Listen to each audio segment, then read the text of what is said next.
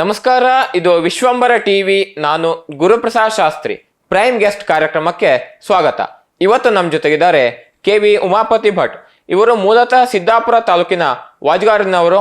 ಕಳೆದ 26 ವರ್ಷಗಳಿಂದ ಪರಿಸರ ವಿಭಾಗದಲ್ಲಿ ಸಕ್ರಿಯವಾಗಿ ತೊಡಗಿಸಿಕೊಂಡಿರುವ ಇವರು ಯೂತ್ ಫಾರ್ ಸೇವಾ ಇದರ ಪರಿಸರ ವಿಭಾಗದ ರಾಜ್ಯ ಸಂಯೋಜಕರಾಗಿ ಜವಾಬ್ದಾರಿ ನಿರ್ವಹಿಸ್ತಾ ಇದ್ದಾರೆ. ಜೊತೆಗೆ ರಾಷ್ಟ್ರೀಯ ಸ್ವಯಂ ಸೇವಕ ಸಂಘದ ಕರ್ನಾಟಕ ಉತ್ತರ ಪ್ರಾಂತ ಸಹ ಸಂಯೋಜಕರಾಗಿಯೂ ಸಹ ಜವಾಬ್ದಾರಿಯನ್ನ ಮಾಡ್ತಾ ಇದ್ದಾರೆ. ಕಾರ್ಯಕ್ರಮಕ್ಕೆ ಆತ್ಮೀಯ ಸ್ವಾಗತ. ನಮಸ್ತೆ ಸರ್. ನಮಸ್ಕಾರ.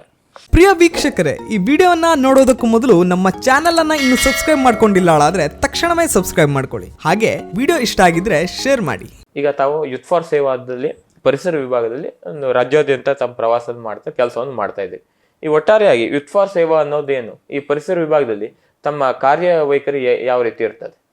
ಸೊ ಯೂತ್ ಫಾರ್ ಸೇವಾ ಅನ್ನುವಂಥದ್ದು ಒಂದು ವಾಲಂಟ್ರಿಂಗ್ ಮೂವ್ಮೆಂಟ್ ಮಾಡುವಂಥ ಒಂದು ಸಂಸ್ಥೆ.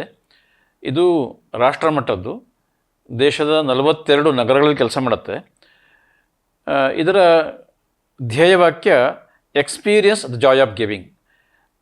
ಸಮಾಜಕ್ಕೆ ವಾಪಸ್ ಕೊಡೋದ್ರಲ್ಲಿ ಆನಂದ ಇರಬೇಕು ಅಂತ. The experience the joy of giving, ಕೊಡೋದ್ರಲ್ಲಿ ಆನಂದ ಇರಬೇಕು ಅಂತ ನಮ್ಮ ಧ್ಯೇಯವಾಕ್ಯ. ಆ ನಿಟ್ಟಿನಲ್ಲಿ ನಮ್ಮಲ್ಲಿ 4 ಫೋಕಸ್ ಏರಿಯಾ, 4 ಕಾರ್ಯಕ್ಷೇತ್ರಗಳಿದೆ. ಮೊದಲನೇದು ಶಿಕ್ಷಣ, ಎರಡನೇದು ಆರೋಗ್ಯ, ಮೂರನೇದು ಪರಿಸರ, ನಾಲ್ಕನೇದು ಜೀವನ ನಿರ್ವಹಣೆ, ಲೈವ್ಲಿಹುಡ್. ಸೊ ಈ 4 ಕಾರ್ಯಕ್ಷೇತ್ರಗಳಲ್ಲಿ ಸೇವಾ ಕೆಲಸ ಮಾಡುವಂಥದ್ದು. ಆ ಸೇವಾ ಕೆಲಸ ಮಾಡುವಂಥವ್ರು ಯಾರು ಅಂದರೆ ವಾಲಂಟಿಯರ್ಸ್.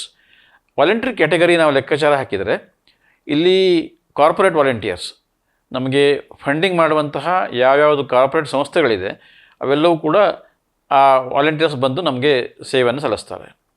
ಎರಡನೇದು ಕಾಲೇಜ್ ವಾಲಂಟಿಯರ್ಸ್. ಕಾಲೇಜ್ ವಿದ್ಯಾರ್ಥಿಗಳು, ಡಿಗ್ರಿ ಓದ್ತಿರುವಂಥ ವಿದ್ಯಾರ್ಥಿಗಳು, ಮಾಸ್ಟರ್ ಡಿಗ್ರಿ ಓದ್ತಿರುವಂತಹ ವಿದ್ಯಾರ್ಥಿಗಳು ನಮ್ಮ ಜೊತೆ ಬಂದು ಇವತ್ತು ಸಮಾಜ ಸೇವೆಯಲ್ಲಿ ತೊಡ್ಕೊಳ್ಬೇಕು ಅಂತ ಯೋಚನೆಯಿಂದ ಶುರು ಮಾಡಿರುವಂಥದ್ದು ವಾಲಂಟ್ರಿಂಗ್. ಮೂರನೇದು ಜನರಲ್ ವಾಲಂಟಿಯರ್ಸ್. ಮಾತೆಯರಿರ್ಬೋದು, ಸಮಾಜದ ಯಾವುದೇ ಸೇವಾಸಕ್ತ ಜನರು ಇಲ್ಲಿ ವಾಲಂಟ್ರಿಂಗ್ ಕೆಲಸ ಮಾಡೋದು. ಒಟ್ಟಾರೆ ವಾಲಂಟ್ರಿಂಗ್ ಮೂವ್ಮೆಂಟ್ ಮೂಲಕ ಸಮಾಜ ಸೇವೆಯನ್ನು ಮಾಡುವಂಥ ಒಂದು ಸೇವಾ ಸಂಸ್ಥೆ ಯೂತ್ ಫಾರ್ ಸೇವಾ. ಯೂತ್ ಫಾರ್ ಸೇವಾ ಮೂರನೆಯ ಒಂದು ಕಾರ್ಯಕ್ಷೇತ್ರದಂತಹ ಪರಿಸರ ವಿಭಾಗ ಇಲ್ಲಿ 3 ವಿಷಯಗಳನ್ನು ಇಟ್ಕೊಂಡು ಕೆಲಸ ಮಾಡುತ್ತೆ. ಒಂದು ಅವೇರ್ನೆಸ್, ಜಾಗೃತಿ, ಎರಡನೇದು ತರಬೇತಿ, ಟ್ರೈನಿಂಗ್, ಮೂರನೇದು ಇಂಪ್ಲಿಮೆಂಟೇಷನ್, ಅನುಷ್ಠಾನ. ಸೊ ಈ 3 ಇಟ್ಕೊಂಡು 3P ಬೇಸಿಸ್ ಅಂದರೆ ಪೇಡ್, ಪಾನಿ, ಪಾಲಿಥೀನ್ ಈ ವಿಷಯದ ಮೇಲೆ ಕೆಲಸ ಮಾಡುತ್ತೆ. ಇದ್ರ ಮೂಲಕ ಆಯಾ ಕ್ಷೇತ್ರದ ಅಡಿಯಲ್ಲಿ ನಾವು ಸಂರಕ್ಷಣೆ ಕಾರ್ಯವನ್ನು ನಾವು ಜನರಿಗೆ ಕಲಿಸ್ಕೊಡ್ತೀವಿ, ತರಬೇತಿಯನ್ನು ಕೊಡ್ತೀವಿ ಮತ್ತು ವಿಸಿಬಲ್ ಆಗಿರುವಂಥ ಕೆಲಸವನ್ನು ಮಾಡ್ತೀವಿ, ಕಣ್ಣಿಗೆ ಕಾಣುವಂತಹ ಕೆಲಸಗಳನ್ನು ಮಾಡ್ತೀವಿ. ಇದ್ರ ಮೂಲಕ ನಾವು ಸಂರಕ್ಷಣೆಯ ವಿಧಾನವನ್ನು ಜನರಿಗೆ ಕಲಿಸಿ ಅವರಿಗೆ ಅವ್ರ ಮೂಲಕ ಅನುಷ್ಠಾನವಾಗಿ ಮಾಡುವಂಥದ್ದು. ಇದ್ರ ಮೂಲಕ ಪರಿಸರದಲ್ಲಿರುವಂತಹ ಯಾವ ಎಲಿಮೆಂಟ್ಸ್ ಇದೆ, ಅಂಶಗಳಿದೆ, ಎಲ್ಲವನ್ನ ಸಂರಕ್ಷಣೆ ಮಾಡುವಂಥ ಕಾರ್ಯವಿಧಾನ ನಾವು ಮಾಡ್ತೀವಿ. ಸರ್, ಈಗ ತಾವು ಈಗ ವಿದ್ಯಾರ್ಥಿಗಳು ಅಂದರೆ ಮಕ್ಕಳ ಜೊತೆ ಕೆಲಸ ಅಂದರೆ ಪರಿಸರ ವಿಭಾಗದಲ್ಲಿ ಕೆಲಸವನ್ನು ಮಾಡ್ತಾ ಇದೆ ಯೂತ್ ಫಾರ್ ಸೇವಾ ಅಂತ ಅಂದರೆ ಮಕ್ಕಳಿಗೆ ಯಾವ ರೀತಿ ಅವ್ರನ್ನ ಈ ಒಂದು ಪರಿಸರ ವ್ಯವಸ್ಥೆ ಅಥವಾ ಪರಿಸರವನ್ನು ಕಾಪಾಡುವಲ್ಲಿ ಅದು ತೋರಿಸ್ಕೊಂಡಿದೆ? ನಮ್ಮಲ್ಲಿ ವಿಶೇಷವಾಗಿ 2 ರೀತಿಯ ತರಬೇತಿ ಕೊಡ್ತೀವಿ. ಮುಖ್ಯವಾಗಿ ಕಾರ್ಯಕರ್ತರ ನಿರ್ಮಾಣಕ್ಕೋಸ್ಕರ 2 ರೀತಿಯ ತರಬೇತಿ ಕೊಡ್ತೀವಿ. ಮೊದಲನೇದು ಹಸಿರು ಪಯಣ, ಗ್ರೀನ್ ಜರ್ನಿ ಅಂತ. 7ನೇ ತರಗತಿಯಿಂದ PUC ಓದುವಂತಹ ಮಕ್ಕಳಿಗೆ 3 ದಿವಸದ ಒಂದು ತರಬೇತಿ ಶಿಬಿರವನ್ನು ಮಾಡ್ತೀವಿ. ಇದು ನೇಚರ್ ಎಜುಕೇಷನ್ ಕ್ಯಾಂಪ್ ಅಂತ. ಅಂದರೆ ನೆಲಮೂಲ ಜ್ಞಾನವನ್ನು ಮಕ್ಕಳಿಗೆ ಕಲಿಸ್ಕೊಡುವಂಥದ್ದು. ತನ್ಮೂಲಕ ಅವರು 7ನೇ ಕ್ಲಾಸಿಂದ PUC ಸತತವಾಗಿ ಅವರು ನಮ್ಮೊಟ್ಟಿಗಿದ್ದಾಗ ಡಿಗ್ರಿ ಬಂದಾಗ ಅವರು ಪರಿಸರ ಕಾರ್ಯಕರ್ತರಾಗ್ತಾರೆ ಅಂತ ನಮ್ಮ ಅಪೇಕ್ಷೆ ಇರುವಂಥದ್ದು. ಹಾಗಾಗಿ ಅವರಿಗೆ ಈ ಗ್ರೀನ್ ಜರ್ನಿಯಲ್ಲಿ ನಾವು ಆಟಗಳ ಮೂಲಕ, ಪರಿಸರ ಗೀತೆಗಳನ್ನ ಹೇಳ್ಕೊಡೋದ್ರ ಮೂಲಕ, ಅಂದರೆ ಈ ಶಿಬಿರಗಳಲ್ಲಿ ನಾವು 3 ಅಂಶಗಳನ್ನ ಇಟ್ಕೊಂಡಿರ್ತೀವಿ. ಒಂದು ಸೆಷನ್ಸ್, ಅವಧಿಗಳು. ಎರಡನೇದು ಕ್ರಿಯೇಟಿವಿಟಿ. ಅವರಿಂದ ನಾವು ಸಾಕಷ್ಟು ವಿಧಾನಗಳನ್ನು ಅವ್ರ ಹತ್ರನೇ ನಾವು ಅಭ್ಯಾಸ ಮಾಡಿಸುವಂಥದ್ದು, ಕ್ರಿಯೇಟಿವಿಟಿ ಚಟುವಟಿಕೆಗಳು ಮಾಡಿಸುವಂಥದ್ದು. 4ನೇದು ಆ್ಯಕ್ಟಿವಿಟಿ, ಅಂದರೆ ನೇರ ಕೆಲಸಗಳು ಮಾಡಿಸುವಂಥದ್ದು. 3 ಬೇಸ್ ಮೇಲೆ ನಾವು ಕೆಲಸ ಮಾಡಿದಾಗ, ಉದಾಹರಣೆಗೆ ಪ್ಲಾಸ್ಟಿಕ್ ಅವೇರ್ನೆಸ್ ವಿಷಯ ಬಂದಾಗ, ಪಾಲಿಥೀನ್ ಹಟಾವೋ ವಿಷಯ ಬಂದಾಗ ಮಕ್ಕಳಿಗೆ ಇಕೋ ಬ್ರಿಕ್ಸ್ ಮಾಡಿಸ್ತೀವಿ ಮತ್ತು ಬಾಟ್ಲಿಂಗ್ ಇರಿಗೇಷನ್ ಬಗ್ಗೆ ಹೇಳ್ಕೊಡ್ತೀವಿ. ಇದ್ರ ಮೂಲಕ ಪೇಪರ್ ಬ್ಯಾಗ್ ಮಾಡೋದನ್ನ ಹೇಳ್ಕೊಡ್ತೀವಿ. ಇದನ್ನು ಅವ್ರಿಗೆ ಕಲಿಸಿದಾಗ ಆ ಎಳೆ ವಯಸ್ಸಿನಲ್ಲಿ ಅವರು ಮನೆಗೆ ಹೋಗಿ ಹೇಳ್ತಾರೆ. ಇದ್ರ ಮೂಲಕ ಪ್ಲಾಸ್ಟಿಕ್ಕನ್ನು ನಾವು ಮನೆಯಲ್ಲಿ ಯಾವ ರೂಮ್ಸಲ್ಲಿ ನಮ್ಮ ಪ್ಲಾಸ್ಟಿಕ್ ಇದೆ ಇದನ್ನು ಮುಕ್ತ ಮಾಡ್ಬೋದು. ಪ್ಲಾಸ್ಟಿಕ್ ಮುಕ್ತ ಮನೆ, ಪ್ಲಾಸ್ಟಿಕ್ ಮುಕ್ತ ಶಾಲೆ, ಪ್ಲಾಸ್ಟಿಕ್ ಮುಕ್ತ ಮಂದಿರಗಳು ಇದು ನಿರ್ಮಾಣ ಮಾಡೋದಕ್ಕೆ ನಮ್ಮ ಪ್ರಯತ್ನ ನಡೀತದೆ.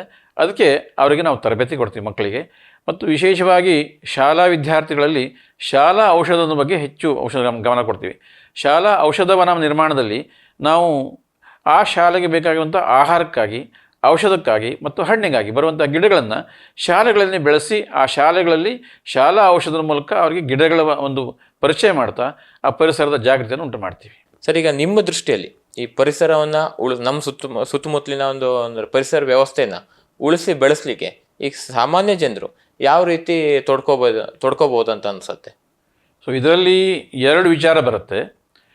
ಒಂದು ನಗರದ ವ್ಯವಸ್ಥೆ, ಇನ್ನೊಂದು ಗ್ರಾಮಾಂತರದ ವ್ಯವಸ್ಥೆ. ಯಾಕೆ ಅರ್ಬನ್ ಇಕಾಲಜಿ ಮತ್ತು ರೂರಲ್ ಇಕಾಲಜಿ ಅಂತ ನಾವು ಕರೆದುಕೊಂಡ್ರೆ, ಸೊ ಇಲ್ಲಿ ನಗರಕ್ಕೆ ಸಂಬಂಧಪಟ್ಟಂತೆ ವಿಶೇಷವಾಗಿ ನಾವು ಟೆರೆಸ್ ಗಾರ್ಡನ್ ಟ್ರೈನಿಂಗ್ ಕೊಡ್ತೀವಿ, ಪಾರ್ಕ್ಗಳಲ್ಲಿ ಗಿಡ ನೆಡೋದಕ್ಕೆ ಒತ್ತು ಕೊಡ್ತೀವಿ. ಮತ್ತು ಮೂರನೇದು ಮಳೆ ಕೊಯ್ಲು. ನಗರಗಳಲ್ಲಿ ಮಳೆ ಕೊಯ್ಲು ಮಾಡಿದಾಗ ಸಾಮಾನ್ಯವಾಗಿ ಅವರವ್ರ ಮನೆ ಬಾವಿಗಳೇ ರೀಚಾರ್ಜ್ ಆಗುತ್ತೆ, ಜಲ ಜಾಸ್ತಿ ಆಗುತ್ತೆ.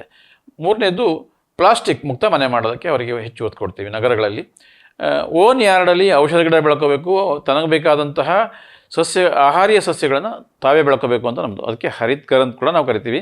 ಹಸಿರು ಮನೆ ಆಗಬೇಕು. ಹಸಿರು ಮನೆ ಆಗಬೇಕಾದ್ರೆ ಅವರು ಈ ನೀರಿನ ಸಂರಕ್ಷಣೆ, ಪ್ಲಾಸ್ಟಿಕ್ ಹಟಾವು ಮತ್ತು ಸೋಲಾರ್ ವ್ಯವಸ್ಥೆ ಇವೆಲ್ಲನೂ ಇಟ್ಕೊಂಡಾಗ ನಾವು ಅದನ್ನು ಹಸಿರು ಮನೆ ಅಂತ ಕರಿತೀವಿ. ಆ ನಿಟ್ಟಿನಲ್ಲಿ ನಾವು ಮನೆಗಳಲ್ಲಿ ಈ ಥರ ಪರಿಸರ ಸಂರಕ್ಷಣೆಯ ಪಾಠಗಳನ್ನು ಮಾಡೋದಕ್ಕೆ ಟೆರೆಸ್ ಗಾರ್ಡನಿಂಗ್ ಅಂತ ಮಾಡ್ತೀವಿ. ಅಲ್ಲಿ ಪರಿಸರ ಸಂರಕ್ಷಣೆ ಪಾಠ ಮಾಡ್ತಾ ಆ ಮನೆ ಹಸಿರು ಮನೆ ಮಾಡೋದಕ್ಕೆ ನಮ್ಮ ಪ್ರಯತ್ನ ನಡೆಯುತ್ತೆ. ಇನ್ನು ಗ್ರಾಮಾಂತರಕ್ಕೆ ಬಂದರೆ ರೈತರು ವಿಶೇಷವಾಗಿ ಸರ್ಕಾರದ ಯೋಜನೆ ಇದೆ, ಕೃಷಿ ಅರಣ್ಯ ಯೋಜನೆ ಅಂತೇಳಿ. ಕೃಷಿ ಅರಣ್ಯ ಯೋಜನೆ ಮೂಲಕ 100 ಗಿಡಗಳನ್ನು ಕೊಡ್ತಾರೆ. ಅದಕ್ಕೆ ಬೆಳೆಸೋದಕ್ಕೆ ಕೂಡ 3 ವರ್ಷಕ್ಕೆ 120 ರೂಪಾಯಿ ಕೊಡ್ತಾರೆ. ಸೊ ಇದು ಬೆಳೆಸಿದಾಗ ಏನಾಗುತ್ತೆ, ಸಹಜವಾಗಿ ಹಣ್ಣಿನ ಗಿಡಗಳಿರುತ್ತೆ ಮತ್ತು ಆರ್ಥಿಕವಾಗಿ ಬಲ ಕೊಡುವಂತಹ ರಕ್ತಚಂದನ, ಗಂಧ, ಬೀಟೆ, ಸಾಗವಾನಿ ಇವೆಲ್ಲವೂ ಇರುತ್ತೆ. ಇದು ರೈತರಿಗೆ ಹಣ ಕೊಡುತ್ತೆ. ಹಾಗಾಗಿ ಆ ನಿಟ್ಟಿನಲ್ಲಿ ಇದನ್ನು ಗ್ರಾಮಾಂತರದಲ್ಲಿ ವಿಶೇಷವಾಗಿ ನಾವು ಈ ಥರ ಅವರಿಗೆ ಆರ್ಥಿಕವಾಗಿ ಲಾಭ ಬರುವಂಥ ಗಿಡಗಳ ಬಗ್ಗೆ ಹೆಚ್ಚು ನಾವು ಒತ್ತು ಕೊಡ್ತೀವಿ. ಅದಕ್ಕೋಸ್ಕರ ಒಂದು ಯೂತ್ ಫಾರ್ ಸೇವಾ ಒಂದು ಯೋಜನೆ ಮಾಡಿತ್ತು, ಪವಿತ್ರ ವೃಕ್ಷ ಜೀವಾಳ ಆದಾಯ ಮೂಲ ಅಂಥೇಳಿ. ಅಂದರೆ ಹಬ್ಬ ಹುಣ್ಣಿಮೆಗಳಲ್ಲಿ, ತೇರು ಜಾತ್ರೆಗಳಲ್ಲಿ ಬಳಸುವಂತಹ ವೃಕ್ಷಗಳನ್ನು ಮತ್ತು ಪೂಜೆ ಪುನಸ್ಕಾರ ವ್ರತಗಳಲ್ಲಿ ಬಳಸುವಂತಹ ಸಸ್ಯಗಳನ್ನು ರೈತರು ಬೆಳಿಬೇಕು, ಸ್ಥಳೀಯ ಮಾರುಕಟ್ಟೆಯಲ್ಲಿ ಅವರೇ ಮಾರಾಟ ಮಾಡಬೇಕು. ಅದ್ರ ಮೂಲಕ ಸಸ್ಟೈನಬಲ್ ಡೆವಲಪ್ಮೆಂಟ್ಗೆ ನಾವು ಸುಸ್ಥಿರ ಅಭಿವೃದ್ಧಿಗೆ ಒತ್ತು ಕೊಡಬೇಕು ಅನ್ನೋ ದೃಷ್ಟಿಯಿಂದ ಈ ಪವಿತ್ರ ವೃಕ್ಷಗಳು ಬೆಳೆಸಬೇಕು. ಉದಾಹರಣೆಗೆ ಸಿರಸಿಯಂತಹ ಒಂದು ಪಟ್ಟಣದಲ್ಲಿ ಒಂದು ಹಬ್ಬ ಬಂದರೆ ಸುಮಾರು 1 ಲಾರಿಯಿಂದ 10 ಲಾರಿಯ ತನಕ ಮಾವಿನ ಸೊಪ್ಪು ಮಾರಾಟ ಆಗುತ್ತೆ. ಅದನ್ನು ರೈತರು ಬೆಳೆದು ಮಾರ್ಕೆಟ್ ಮಾಡಿದ್ರೆ ಅವ್ರಿಗೆ ಹಣ ಬರುತ್ತೆ. ನಮ್ಮ ದೃಷ್ಟಿಯಲ್ಲಿ ಸುಸ್ಥಿರ ಅಭಿವೃದ್ಧಿ ಆಗುತ್ತೆ ಮತ್ತು ಡೈವರ್ಸಿಟಿ ಕನ್ಸರ್ವೇಷನ್ ಆಗುತ್ತೆ ಅಂತ ನಮ್ಮ ದೃಷ್ಟಿಕೋನ. ಸರ್, ಈಗ ನೀವು ಮಳೆ ಕೊಯ್ಲು ಬಗ್ಗೆ ಮಾತಾಡಿದ್ರಿ. ಈಗ ಒಟ್ಟಾರೆಯಾಗಿ ಈಗ ಪರಿಸರ ಅಂದರೆ ನೆಲ, ಜಲ ಎಲ್ಲದೂ ಬಂತು. ಈ ಜಲ ಸಂರಕ್ಷಣೆ ಬಗ್ಗೆ ಆದರೆ ಈ ಯೂತ್ ಫಾರ್ ಸೇವಾ ಅಂದರೆ ನೀರಿಗೆ ಸಂಬಂಧಪಟ್ಟಂಗೆ ಯಾವುದೇ ರೀತಿ ಕೆಲಸವನ್ನು ಮಾಡ್ತಾ ಇದೆಯಾ, ಹೇಗೆ? ಕಳೆದ 7 ವರ್ಷಗಳಿಂದ ಸಿರಸಿ ನಗರ ಸೇರಿಕೊಂಡು ಕರ್ನಾಟಕ ರಾಜ್ಯದ 18 ಜಿಲ್ಲೆಗಳಲ್ಲಿ ನಾವು ಅನೇಕ ಜಲ ಸಂರಕ್ಷಣೆ ಕಾರ್ಯಗಳನ್ನು ಮಾಡಿದ್ದೀವಿ. ವಿಶೇಷವಾಗಿ ನಾವು ಮನೆಗಳಿಗೆ ಸಂಪರ್ಕ ಮಾಡಿ ಯಾರಿಗೆ ಮಳೆ ಕೊಯ್ಲು ಮಾಡ್ಕೊಳ್ಳೋಕೆ ಸಾಧ್ಯ ಇದೆ ಅದನ್ನು ಮಾಡಿಸೋದಕ್ಕೆ ಪ್ರಯತ್ನ ಮಾಡಿದ್ವಿ. ಸಿರಸಿ ತಾಲೂಕಲ್ಲಿ ಬಿಸಿಲುಕ ಪದತ್ತ ಸುಭಾಷ್ ನಗರದಲ್ಲಿ ಒಂದು 32 ಮನೆಗಳಿಗೆ ಮಾಡಿದ್ವಿ. ಚಿಪಿಗಿನಲ್ಲಿ ನಾವು ಸಂಪರ್ಕ ಮಾಡಿ ಸ್ವತಃ ಅವರೇ ಮಾಡಿಕೊಳ್ಳುವಾಗೆ ಮಾಡಿದ್ವಿ. ಇದಕ್ಕೆ ಸರ್ಕಾರ ಕೂಡ ಅನುದಾನ ಕೊಡುತ್ತೆ. ಉದ್ಯೋಗ ಖಾತ್ರಿ ಯೋಜನೆ ಅಡಿಯಲ್ಲಿ ಸುಮಾರು ಒಂದು ಮನೆಗೆ 17ರಿಂದ 20 ಸಾವಿರ ರೂಪಾಯಿ ಬರುತ್ತೆ. ಇದನ್ನು ಅವರು ಪೈಪಿಂಗ್ ಮಾಡಿಕೊಂಡು ಡಿಗ್ಗಿಂಗ್ ಮಾಡಿ ಅಲ್ಲಿ ನೀರನ್ನು ನಿಂಗಿಸಿದರೆ ಖಂಡಿತವಾಗಿಯೂ ನಮಗೆ ನೀರಿನ ಕೊರತೆ ಬರಲಾರದು. ಅದಕ್ಕೋಸ್ಕರ ಈ ಮಳೆ ಕೊಯ್ಲಿಗೆ ನಾವು ಹೆಚ್ಚು ಒತ್ತು ಕೊಟ್ಟು ಅರ್ಬನ್ ಇಕಾಲಜಿಲಿ ಇರ್ಬೋದು, ಗ್ರಾಮಾಂತರ ಇಕಾಲಜಿಲಿ ಇರ್ಬೋದು, ಮಳೆ ಕೊಯ್ಲಿಗೆ ಹೆಚ್ಚು ಒತ್ತು ಕೊಡ್ತೀವಿ. ಅಂದರೆ ಓಡುವ ನೀರನ್ನು ಹರಿಯುವಂತೆ ಮಾಡಬೇಕು, ಹರಿಯುವ ನೀರನ್ನು ನಿಲ್ಲುವಂತೆ ಮಾಡಬೇಕು, ನಿಂತ ನೀರು ಇಂಗುವಂತೆ ಮಾಡಬೇಕು. ಇದು ಮಳೆ ಕೊಯ್ಲು. ಇದನ್ನು ಎಲ್ಲರಿಗೂ ನಾವು ತಿಳಿಸುವಂಥ ಕೆಲಸವನ್ನು ಮಾಡ್ತೀವಿ. ಇದ್ರ ಮೂಲಕ ಜಲಮೂಲ ಮೊದಲನೇದು ಮಳೆ ಬಂದಾಗ ಹಿಡಿದಿಟ್ಕೊಂಡಾಗ ಸೊ ನಮಗೆ ನೀರಿನ ಅಂತರ್ಜಲ ಜಾಸ್ತಿ ಆಗುತ್ತೆ ಅಂತ ನಮ್ಮ ನಂಬಿಕೆ ಇರುವಂಥದ್ದು. ಅದ್ರ ಮೂಲಕ ಆ ಕೆಲಸ ಮಾಡ್ತಾಯಿದ್ದೀವಿ. ಸೊ ಎರಡನೇ ಸಂಗತಿ ಇರುವಂಥದ್ದು ವಿಶೇಷವಾಗಿ ದೇವರ ಮಂದಿರ ಎದುರುಗಡೆ ಇರುವಂಥ ಕಲ್ಯಾಣಿಗಳು ಮತ್ತು ಊರಿನ ಆರಂಭದಲ್ಲಿರುವಂತಹ ಕೆರೆಗಳು. ಇದು ಹೂಳೆತ್ತಿ ಸರಿಯಾದರೆ ಅಲ್ಲಿ ನೀರು ನಿಂತ್ಕೊಂಡ್ರೆ ಖಂಡಿತವಾಗಿ ಅಂತರ್ಜಲ ಜಾಸ್ತಿ ಆಗುತ್ತೆ, ಯಾವುದೇ ಊರಿಗೂ ನೀರಿನ ಕೊರತೆ ಆಗಲ್ಲ ಅಂತ. ಹಾಗಾಗಿ ನಾವು ಕರ್ನಾಟಕ ರಾಜ್ಯದಲ್ಲಿ ಸಿರ್ಸಿಯನ್ನು ಸೇರಿಕೊಂಡಂತೆ ಕಳೆದ 3 ವರ್ಷಗಳಲ್ಲಿ ಸುಮಾರು ಒಂದು 30 ಕಲ್ಯಾಣಿಗಳನ್ನು ಪ್ರತ್ಯಕ್ಷ ಶ್ರಮದಾನ ಮೂಲಕ ರಿಜಿವೇಟ್ ಮಾಡಿದ್ದೀವಿ. ಕಳೆದ ವರ್ಷ ಸಿರ್ಸಿ ತಾಲೂಕಿನ ಜವಳಮುಕ್ಕಿನಲ್ಲಿ 70 ವರ್ಷಗಳಿಂದ ಮುಚ್ಚಿ ಹೋಗಿರುವಂಥ ಒಂದು ಕಲ್ಯಾಣಿಯನ್ನು ಸುಮಾರು 120 ಜನ 10 ತಾಸು ಕೆಲಸ ಮಾಡಿ ಅಲ್ಲಿ ಇವತ್ತು ತಿಳಿಯಾದ ನೀರು ತುಂಬಿಕೊಂಡಿದೆ. ಹೀಗೆ ಕಲ್ಯಾಣಿಗಳನ್ನು ಜೀರ್ಣೋದ್ಧಾರ ಮಾಡೋದ್ರಿಂದಾಗಿ ನೀರಿನ ಸಂರಕ್ಷಣೆ ನಮ್ಮ ಹತ್ರ ಆಗುತ್ತೆ. ಆ ನಿಟ್ಟಿನಲ್ಲಿ ನಾವು ಇವತ್ತು ಗುಡಿಬಂಡೆ ತಾಲೂಕು ಇರ್ಬೋದು, ತುಮಕೂರು ಇರ್ಬೋದು, ಹುಬ್ಬಳ್ಳಿ ಇರ್ಬೋದು, ಎಲ್ಲ ಕಡೆಗಳು ಕೂಡ ನಮ್ಮ ಕೆಲಸ ಈ ಯೂತ್ ಪಾರ್ ಸೇವಾ ಕಡೆಯಿಂದ ಕೆರೆಯನ್ನು ಕಲ್ಯಾಣಿಗಳನ್ನು ಶ್ರಮದಾನದ ಮೂಲಕ ನಾವು ಅದನ್ನು ಸ್ವಚ್ಛಗೊಳಿಸಿ ಅದನ್ನು ನೀರು ಬರುವಂತೆ ಮಾಡುವಂಥ ಕೆಲಸವನ್ನು ನಾವು ಮಾಡಿದ್ದೀವಿ.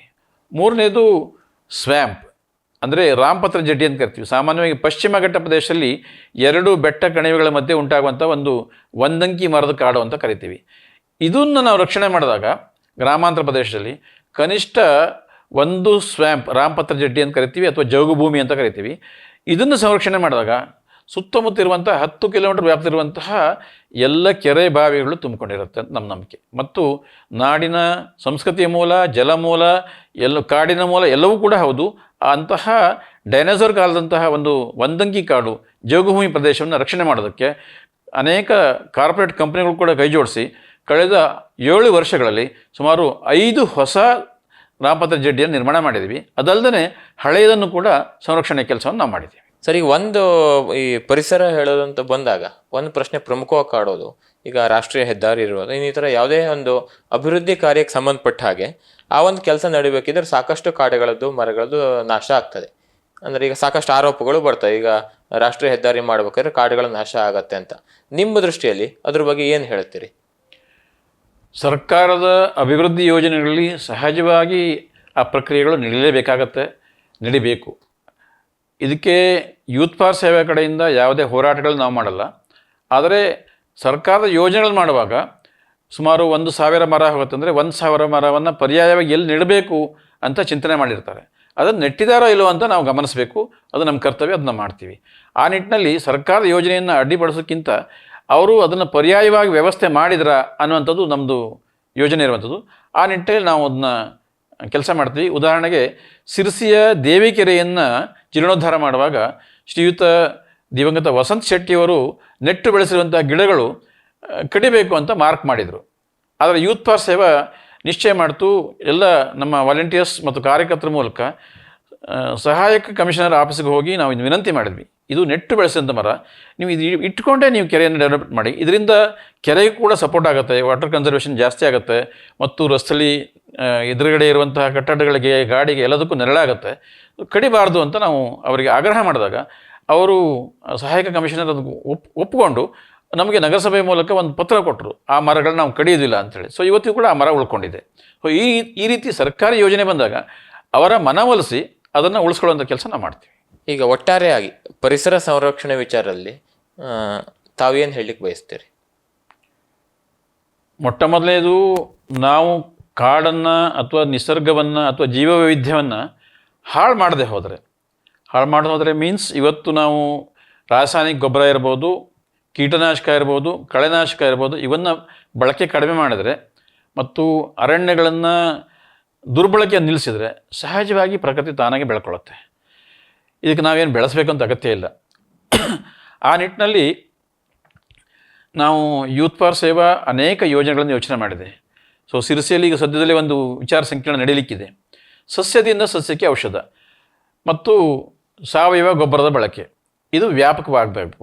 ಇವತ್ತು ಅನೇಕ ರಾಸಾಯನಿಕ ಕಂಪನಿಗಳು, ಔಷಧಿ ಕಂಪನಿಗಳು ಇವತ್ತು ಒತ್ತಡ ತರ್ತಿವೆ ಅದು ಬರಬಾರ್ದು ಅಂಥೇಳಿ. ಆದರೆ ನಮ್ಮ ಆಗ್ರಹ ಇರುವಂಥದ್ದು, ರೈತರಿಗೆ ಅದನ್ನ ಮನವರಿಕೆ ಮಾಡಿಕೊಟ್ಟಾಗ ಅದರ ಹಾನಿ, ಭೂಮಿ ಹೇಗೆ ತೊಂದರೆಗೊಳಗಾಗ್ತಾ ಇದೆ, ಕೀಟನಾಶಕ ಮತ್ತು ಕ್ರಿಮಿನಾಶಕ ಬಳಸೋದ್ರಿಂದ, ರಾಸಾಯನಿಕ ಗೊಬ್ಬರ ಹಾಕೋದ್ರಿಂದ, ಇದಕ್ಕೆ ಪರ್ಯಾಯ ವ್ಯವಸ್ಥೆ ನಮ್ಮ ಪರಿಸರದ ಮೂಲಕನೇ ತೋರಿಸ್ಕೊಡ್ಬೇಕು ಅಂತ ನಮ್ಮ ಯೂತ್ ಪಾರ್ ಸೇವಾ ಇಚ್ಛೆ. ಆ ನಿಟ್ಟಿನಲ್ಲಿ ನಾವು ಅನೇಕ ಪ್ರಯೋಗಗಳು ಕೂಡ ಮಾಡಿದ್ದೀವಿ. ಸತ್ಯನಾರಾಯಣ ಹೆಗಡೆ ಅಂತ ನಮ್ಮ ಯೂತ್ ಪಾರ್ ಸೇವಾ ವಾಲಂಟಿಯರ್ ಶುಂಠಿ ಬೆಳೆಗೆ ಕೊಳೆ ಬಂದಾಗ ರಾಸಾಯನಿಕ ಔಷಧ ಹೊಡೆಯದೇ ಯುಪೋರ್ಬಿಯಾ ಕಳ್ಳಿ ಗಿಡಗಳನ್ನು ಶುಂಠಿ ಬೆಳೆ ಮಧ್ಯೆ ನೆಟ್ಟು ಮತ್ತು ಅಣಲೆಕಾಯಿಂದ ಬಯೋ ಎಂಜೈಮ್ ರೆಡಿ ಮಾಡಿ ಅದನ್ನು ಕೊಳೆಯನ್ನು ನಿಯಂತ್ರಣ ಮಾಡಿದ್ದೀವಿ. ಅಡಕೆ ಬೆಳೆ ಕೂಡ ಅವರು ಅಣಲೆಕಾಯಿ ಬಯೋ ಎಂಜೈಮ್ ಹೊಡೆದು ಕೊಳೆಯನ್ನು ನಿಯಂತ್ರಣ ಮಾಡಿದ್ದಾರೆ. ಈ ನಿಟ್ಟಿನಲ್ಲಿ ನಮ್ಮದು ಪ್ರಯೋಗಗಳು ನಡೀತಾ ಇದೆ. ಹಾಗಾಗಿ ಪರಿಸರ ಸಂರಕ್ಷಣೆಯನ್ನು ನಾವು ಪರಿಸರಕ್ಕೆ ಪೂರಕವಾದ ಸಂಗತಿಗಳನ್ನು ಯೋಚನೆ ಮಾಡಿದಾಗ ಸಹಜವಾಗಿ ಪರಿಸರ ಸಂರಕ್ಷಣೆ ಆಗೇ ಆಗುತ್ತೆ. ಈಗ ಎಲ್ಲೋ ಪಾರ್ಕಲ್ಲಿ ನಮಗೆ ಅವಕಾಶಗಳಿದೆ, ಅಲ್ಲಿ ಔಷಧ ಗಿಡಗಳನ್ನು ಬೆಳಿಬೋದು. ಉದಾಹರಣೆಗೆ ಸಿರಸಿನಲ್ಲಿ ಯೂತ್ ಪಾರ್ಕ್ ಸೇವಾ 4 ಎಕರೆ ಜಾಗ ನಮಗೆ ಅರಣ್ಯ ಇಲಾಖೆ ಕೊಟ್ಟಿದೆ. ಗ್ರಾಮಾರಣ್ಯ ಸಮಿತಿಯ ಮೂಲಕ ಇವತ್ತು ನಾವಲ್ಲಿ ಸುಮಾರು ಒಂದು 1200 ಔಷಧ ಸಸ್ಯಗಳನ್ನು ಬೆಳೀತಾ ಇದ್ದೀವಿ. ಸೊ ನೀವು ಮಳೆಗಾಲಕ್ಕೆ ಬಂದರೆ 200 ಜಾತಿಯ ಔಷಧ ಸಸ್ಯಗಳನ್ನು ನೋಡ್ಬೋದು. ಅಂಕೋಲೆ ಮರದಿಂದ ಹಿಡಿದು ಸಣ್ಣ ಸುಗಂಧಿ ಬಳ್ಳಿಯಿಂದ ಹಿಡಿದು ದೊಡ್ಡ ಮದ್ದಾಲೆ ಮರ ತನಕ ನಾವು ಅಲ್ಲಿ ಕಾಣ್ತೀವಿ. ಹಾಗಾಗಿ ಈ ಥರ ಸಹಜವಾಗಿ ಬೆಳೆಸೋದು, ಸಹಜವಾಗಿ ಬೆಳೆಯೋಕ್ಕೆ ಬಿಡುವಂಥದ್ದು, ಇದು ಮಾಡಿದಾಗ ನಾವು ಅರಣ್ಯ ಪ್ರಕೃತಿ ತಾನಾಗಿ ರಕ್ಷಣೆ ಆಗುತ್ತೆ. ಮತ್ತು ಯಾವುದೇ ರಾಸಾಯನಿಕ ವಸ್ತುಗಳನ್ನು ಮತ್ತು ಕೆಮಿಕಲನ್ನು ಬಳಸದೆ ಹೋದರೆ, ಅದು ಪ್ರಕೃತಿ ಮೇಲೆ ಹಾನಿ ಮಾಡದೆ ಹೋದರೆ ಖಂಡಿತವಾಗಿಯೂ ಪ್ರಕೃತಿ ತಾನಾಗಿ ಉಳ್ಕೊಳ್ಳುತ್ತೆ. ನಾವು ಏನು ವಿಶೇಷವಾಗಿ ರಕ್ಷಣೆ ಮಾಡುವಂಥ ಅಗತ್ಯ ಇರಲ್ಲ. ನಮ್ಮ ಈ ಇವತ್ತಿನ ಅವಶ್ಯಕತೆಗಳನ್ನು ಪೂರೈಸೋದಕ್ಕೆ ನಾವು ಏನು ಹಾನಿ ಮಾಡ್ತಿದ್ದೀವಿ ಇದನ್ನು ನಿಲ್ಲಿಸಬೇಕು ಜನಗಳು. ಇದಕ್ಕೆ ಜನರಿಗೆ ಅವೇರ್ನೆಸ್ ಮಾಡುವಂಥ ಕೆಲಸಗಳನ್ನು ಯೂತ್ ಪಾರ್ಕ್ ಸೇವಾ ಮಾಡುತ್ತೆ. ಇವತ್ತಿನ ಪ್ರೈಮ್ ಗೆಸ್ಟ್ ಕಾರ್ಯಕ್ರಮದಲ್ಲಿ ನಮ್ಮ ಜೊತೆ ಉಪಸ್ಥಿತರಿದ್ದು ಅಭಿಪ್ರಾಯ ಅನಿಸಿಕೆ ಹಂಚಿಕೊಂಡಿರುವ KV ಉಮಾಪತಿ ಭಟ್ ಇವರಿಗೆ ವಿಶ್ವಂಬರ ಟಿವಿ ವತಿಯಿಂದ ಹೃತ್ಪೂರ್ವಕ ಕೃತಜ್ಞತೆಗಳನ್ನು ಸಲ್ಲಿಸ್ತಾ ಇದ್ದೀವಿ. ವಿಶ್ವಂಬರ ಟಿವಿ ಕುರಿತಾಗಿ ಒಂದೆರಡು ಅನಿಸಿಕೆಯನ್ನು ಹಂಚ್ಕೋಬೇಕಂತ ಕೇಳ್ಕೊತೀನಿ. ಸೊ ವಿಶ್ವಂಬರ ಟಿವಿ ಇವತ್ತು ಸಾಮಾಜಿಕ ಕೆಲಸ ತೊಡ್ಕೊಂಡಿದೆ. ತುಂಬ ವಿಶೇಷವಾದ ಸಂಗತಿ. ಜನರನ್ನು ಎಚ್ಚರಿಸುವಂಥದ್ದು, ಸಾರ್ವಜನಿಕ ಕೆಲಸಗಳಲ್ಲಿ ಹೇಗೆ ಜನರು ಜಾಗೃತರಾಗಿರಬೇಕು ಮತ್ತು ಸರ್ಕಾರದ ಯೋಜನೆಗಳು ಸರಿಯಾಗಿ ಅನುಷ್ಠಾನಗೊಳಿಸೋದರಲ್ಲಿ ವಿಶ್ವಂಬರ ಟಿವಿ ತಮ್ಮ ಕೆಲಸವನ್ನು ಚೆನ್ನಾಗಿ ನಿರ್ವಹಣೆ ಮಾಡ್ತಾ ಇದ್ದ ನನ್ನ ಅನಿಸಿಕೆ ಅನಿಸುತ್ತೆ. ಮತ್ತು ಸಾಮಾಜಿಕ ಕೆಲಸ ಮಾಡೋರನ್ನು, ವ್ಯಕ್ತಿಗಳನ್ನು ಗುರುತಿಸಿ ಸಮಾಜಕ್ಕೆ ತಿಳಿಸುವಂಥ ಕೆಲಸ ಮಾಡ್ತಿರುವಂಥದ್ದು ಇನ್ನೂ ಶ್ಲಾಘನೀಯ ಅಂತ ಅನಿಸುತ್ತೆ. ಧನ್ಯವಾದ.